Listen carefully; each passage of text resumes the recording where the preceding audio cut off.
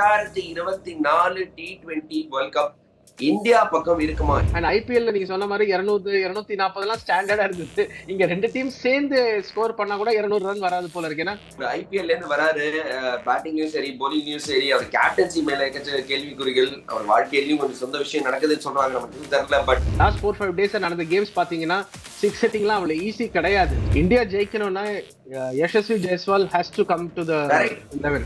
Okay, நீங்க சொல்லிக்கலாம் நம்ம நம்பர் 1 டீம், ODI டீம் நல்லா அடிக்கும் விளையாடிருக்கோம், கப்பு முக்கியம் பிகிலே அப்படின்னு சொல்லுமே. எங்க கப்பு? விராட்டோட ஒரு பிக்கஸ்ட் குவாலிட்டி இல்லைங்க.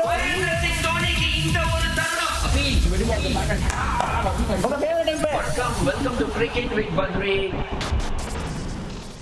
வணக்கம், welcome to cricket with Badri. Yes, ஒரு சின்ன ஒரு பிரேக் அப்புறமா திருப்பி தொடங்கிடுச்சு. Channel is back online. நம்ம கூட இருக்கிற யூசுவல் கெஸ்ட் பிரியதம் வந்துட்டாரு. வணக்கம் வணக்கம் பிரியதம். எஸ், கொஞ்சம் ஒரு சின்ன பிரேக்கு, நானும் ஒரு ஹாலிடே போயிட்டேன். But yes, we are back.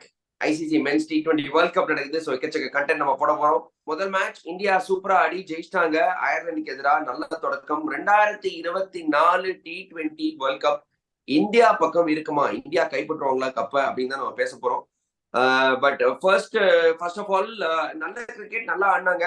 Toss ரொம்பவே குரூஷியலா இருந்தது. ஏன்னா அந்த கண்டிஷன்ஸ் பார்க்கும்போது பிரேதம் மேகமூட்டமா இருந்தது, விக்கெட் ஒரு மாதிரி மேலும் கீழுமா இருக்கு, ஸ்விங்காது சீமாது. ஐபிஎல் ஒரு பக்கம் பார்த்தோம்னா ஒரு சாதாரண பேட்ஸ்மேன் போட்டு பொழந்து கட்டின்னு அடிச்சிருந்தாங்க, ஆல்மோஸ்ட் 300 அடிக்கிற மாதிரி இருந்தது.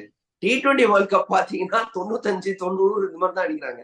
மேலும் கீழுமா இருக்கு. என்னது T20 கிரிக்கெட்டே இப்படி மாறிட்டு இருக்கு பிரேதம். இது அமெரிக்காக்கு கிரிக்கெட் இன்ட்ரடியூஸ் பண்ணலாம் தான் இங்க ஆரம்பிச்சாங்க. என்ன கிரிக்கெட் இன்ட்ரடியூஸ் பண்ணலாம் தெரியல. டெஸ்ட் கிரிக்கெட்டா T20 கிரிக்கெட்டா? இது ஒரு beautiful test match wicket Badri. நல்ல ஸ்விங்கு, சீம், மூவ்மெண்ட் எல்லாமே இருக்கு. அண்ட் ஐபிஎல்ல நீங்க சொன்ன மாதிரி 200 240 ஸ்டாண்டர்டா இருந்தது. இங்க ரெண்டு டீம் சேர்ந்து ஸ்கோர் பண்ணா கூட 200 ரன் வராது போல இருக்கு. ஏன்னா இதே பிச்சில் தான் ஸ்ரீலங்கா 78 ரன் அடிச்சாங்க சவுத் ஆப்பிரிக்காவோட. அண்ட் இன்னைக்கு அதே மாதிரி பவுன்ஸ், சீமு, மூவ்மெண்ட் கனாப்னான் இருந்தது. And crucial toss to win நீங்க சொன்ன மாதிரி. And under these conditions Hardik Pandya நல்ல ஒரு அசெட் தான் டீமுக்கு, அதுல டவுட்டே கிடையாது. நல்லா போட்டாங்க இந்தியா. நல்லா போட்டாங்க. இந்தியன் போலர்ஸ்க்கு ஃபுல் மார்க்ஸ் நம்ம கொடுத்தே ஆகணும். ரொம்ப நல்ல பெர்ஃபார்மன்ஸ். ஹார்திக் பாண்டியா ஒரு பெரிய பெரிய பாசிட்டிவ்ங்க. பாவம் போர் ஐபிஎல்ல இருந்து வராரு, பேட்டிங்லயும் சரி போலிங்லயும் சரி, அவர் கேப்டன்சி மேல எக்கச்சக்க கேள்விக்குறிகள், அவர் வாழ்க்கையிலயும் கொஞ்சம் சொந்த விஷயம் நடக்குதுன்னு சொல்றாங்க, நமக்கு தெரியல. பட் அவருக்கு கொஞ்சம் நேரம் நல்லா இருந்தா நமக்கு இந்தியன் டீமுக்கும் நல்லா இருக்கும்னு நினைக்கிறேன். 3 விக்கெட் எடுத்தாரு, ரொம்ப நல்லா போட்டாரு. பும்ரா நல்லா போட்டாரு, ஃபாஸ்ட் போலர்ஸ் நல்லா போட்டாங்க, ஸ்பின்னர்ஸும் ஓரளவுக்கு கான்ட்ரிபியூட் பண்ணாங்க. பட் 11ல என்ன குல்தீப் யாதவ் விளாடல. சோ ஒரு எல்லாரும் யோசிச்சாங்க, ஏன்னா அக்சர் பட்டேல திடீர்னு ஏன் எடுத்துட்டு வரணும் அப்படிங்கிற ஒரு கேள்வி நம்ம மனசுல இருந்தது. லாங் ரன், எஸ், இந்த மேட்ச் நீங்க விளையாண்டீங்க, இதே மேட்ச் பாகிஸ்தானுக்கு எதிராகவும் இந்த வேர்ல்ட் கப்ல விளையாட போறீங்க அப்படின்னா ஓகே. பேட்டிங் ரொம்ப நீளமா வச்சுக்கலாம் அப்படிங்கிற ஒரு மைண்ட் செட்ல இருக்காங்களோன்னு எனக்கு தோணுது. ஏன்னா if at all Axar Patel Kuldeep Yadav வச்சோன்னா அக்சர் பட்டேல் பெட்டர் பேட்ஸ்மேன் குல்தீப் யாதவ் விட. மேபி அதுதான் ஒரு காரணமா இருக்கலாம்னு நினைக்கிறேன் நானு. பட் இந்த லாங் ரன்ல எனக்கு என்னமோ இந்த டெசிஷன் பிடிக்கலங்க. குல்தீப் யாதவ் எனக்கு ஒரு ரிஸ்ட் ஸ்பின்னர் உள்ள வேணும். ஏன்னா ஒரு கால் கொஞ்சம் இந்த மாதிரி விக்கெட் இருந்தா ஓகே, கொஞ்சம் விக்கெட் நல்லா ஆயிடுச்சு, நான் பேட்ஸ்மேன் அடிக்கிறேன், ரிஸ்ட் ஸ்பின்னர் தேவைன்னு தோணுது. டெஃபினட். அண்ட் எனக்கு என்னமோ இது ஒரு டிஃபென்சிவ் மூவா தான் இருக்கு. நீங்க அயர்லாண்டோட 8 வரைக்கும் பேட்டிங் வச்சுக்கணும். நான் இந்த ஷோலயே நிறைய வாட்டி சொல்றேன், நம்ம பேட்ஸ்மேன் கேனாட் போல், போலர்ஸ் கேனாட் பேட். அதுக்கு நம்ம தெரிஞ்ச விஷயம் தான். பட் அயர்லாண்டோட இங்க குல்தீப் யாதவ் தைரியமா ஆடிருக்கலாம். மேபி இதே 11 தான் பாகிஸ்தானோட ஆட போறதுனால இப்ப பிகினிங்ல இந்த கண்டினியூட்டி வச்சாங்களா தெரியல. எனக்கு இன்னொரு டிசிஷன் நான் இன்னும் ஃபேவர்ல இல்ல பத்ரி. யசஸ்வி ஜெய்ஸ்வால் மாதிரி ஒரு பேட்ஸ்மேன் கேமை பிரேக் பண்ற அபிலிட்டி இருக்கு அவருக்கு. ஃபர்ஸ்ட் 4-5 ஓவர்ஸ்ல சேஸ்ல ஆகட்டும், கேம் செட் பண்றதுல ஆகட்டும், யசஸ்வி ஜெய்ஸ்வால் சிவம் டூபேக்கு பதில் ஆடிருக்கலாம்னு எனக்கு தோணுது. சிவம் டூபே டெஃபினட்டா ஒரு 6 ஹிட்டர், அதெல்லாம் தான் அவரை வச்சிருக்காங்க டீம்ல. ஆனா நீங்க நியூயார்க்ல லாஸ்ட் 4-5 டேஸ் நடந்த கேம்ஸ் பாத்தீங்கன்னா 6 செட்டிங்லாம் அவ்வளவு ஈஸி கிடையாது. சோ சிவம் டூபேக்கு என்ன சான்ஸ் கிடைக்கும் அவரோட சரக்கு. யசஸ்வி ஜெய்ஸ்வால் வந்தா உங்களுக்கு ரோஹித் கோலி ஓபன் பண்ண வேணாம்னு சொல்றீங்க நீங்க? ரோஹித் கோலி ஓபன் பண்றது உங்களுக்கு பிடிக்கலையா? கோலி நம்பர் 3 அவ்வளவுதான். கோலி நம்பர் 3 வச்சுட்டு Yashasvi Jaiswal top of the order, ஒரு லெஃப்ட் ஹேண்ட் ரைட் ஹேண்டர் ஒருத்தர் அதிரடியா ஆட்டு மேபி அந்த மாதிரி நீங்க யோசிக்கிறீங்க. பட் எனக்கு என்னமோ என்ன தோணுதுன்னா, விராட் கோலி அவரு விளாடினாருன்னா ரோஹித் சர்மா இவங்க 2 பேர் ஓபன் தான் பண்ணி ஆனும் அப்படிங்கிற ஒரு கட்டாயத்துல இருக்காங்க பிரேதம். ஏன்னா ஒரு நம்பர் 3ல ஒரு 3-4 ஓவர்ஸ் ஆயிட்டு அதுக்கப்புறமா மிடில் ஓவர்ஸ்ல விராட் கோலியால அந்த மாதிரி ஆட முடியுமா அப்படின்னா T20 கிரிக்கெட் கொஞ்சம் மாறிட்டு வருது. அப்கோர்ஸ் இப்போதைக்கு நம்ம நியூயார்க்ல இந்த விக்கெட்ல பேசுறோம். பட் வெஸ்ட் இண்டீஸ் போனதுக்கு அப்புறமா நம்ம விக்கெட் கண்டிஷன்ஸ் எப்படி ஆகுதுன்னு யோசிக்கிறோம். சோ ரோஹித் அண்ட் கோலி ஏன் ஒரு ஓபன் பண்ண வேண்டிய கட்டாயத்துல கூட இருக்காங்களோன்னு தோணுது எனக்கு இந்தியன் டீம்.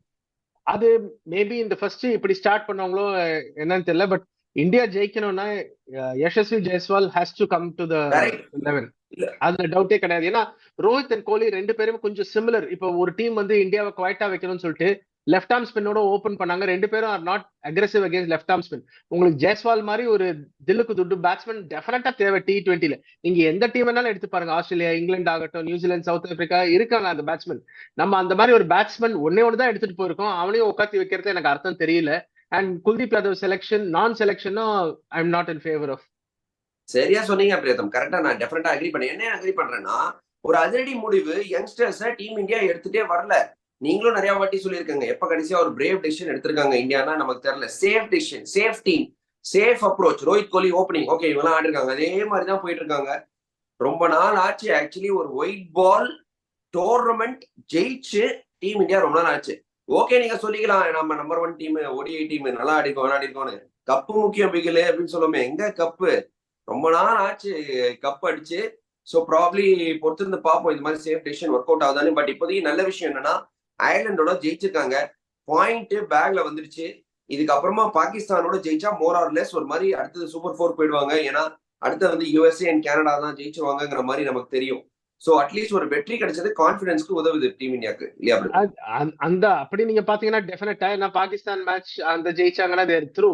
ஏன்னா நீங்க பாகிஸ்தான் மேட்ச் தோத்துட்டு கனடா அண்ட் USA ஜெயிச்சா கூட நீங்க தான் A1. It's already decided. Seeding எல்லாம் ஆல்ரெடி டிசைடட். ஏன்னா அந்த spectators டிராவல்னால A1, B2, C1, D2 ஒரு குரூப் அது டிசைட் ஆயிடுச்சு. பட் கான்ஃபிடன்ஸுக்கு நல்லா இருக்கும்.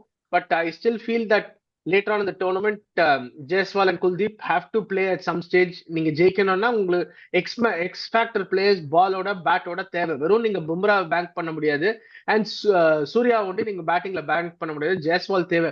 இன்னும் ஒரே ஒரு வரி என்ன இஷ்யூ இன்னைக்கு என்ன ஆச்சுன்னா Badri, towards the end Rohit Sharma என்னமோ ஷோல்டரை காட்டிட்டு உள்ள போயிட்டாரு 52ல ரிட்டையர்ட் ஹர்ட். அது ஹோப்ஃபுல்லி ஒரு பெரிய இதா இருக்கக்கூடாது. ஏன்னா ரோஹித் சர்மா இந்தியாவுக்கு ஆடுற ரோஹித் சர்மாவும் IPL ஆடுற ரோஹித் சர்மாவும் கம்ப்ளீட்லி டிஃபரெண்ட். அதை நம்ம பார்த்திருக்கோம் முன்னாடியே. அவருக்கு இந்தியாவுக்கு ஆடும்போது வேற லெவல் ஆடுவார் T20ல. இன்னைக்கும் இந்த டஃப் பிச்லயும் ஆடினாரு. பட் வரிங் திங் என்னன்னா ஷோல்டரை காமிச்சிட்டு என்னமோ உள்ள போனாரு. ஹோப்ஃபுல்லி இது சீரியஸா இருக்கக்கூடாது. ஹோப்ஃபுல்லி சீரியஸா இருக்கக்கூடாது, பொறுத்து பார்ப்போம். பட் நல்ல விஷயம் வந்து டெஃபினட்டா இந்தியா ஜெயிச்சிட்டாங்க. ஸோ பாயிண்ட்ஸ் இந்த பேக். ஹோப்ஃபுல்லி அவங்க வந்து பாகிஸ்தானையும் ஜெயிப்பாங்கன்னு நினைக்கிறேன். பட் அடுத்த வீடியோல பேசுவோம். But thank you Priyatham for coming Badri. India will go through அப்படின்னு நினைக்கிறோம். இந்த வீடியோ உங்களுக்கு பிடிச்சிருந்தா லைக் பண்ணுங்க, ஷேர் பண்ணுங்க, சப்ஸ்கிரைப் பண்ணுங்க, பெல் ஐக்கான் அமுத்தம் பண்றாதீங்க. நாங்க என்ன வீடியோ போட்டோம்னா இமீடியட்டா உங்களுக்கு ஒரு நோட்டிபிகேஷன் வரும். கூடி சீக்கிரம் உங்களை பாக்குறோம். அடுத்த மேட்ச், பெரிய மேட்ச், பாகிஸ்தான், அந்த ப்ரிவியூல பாய்.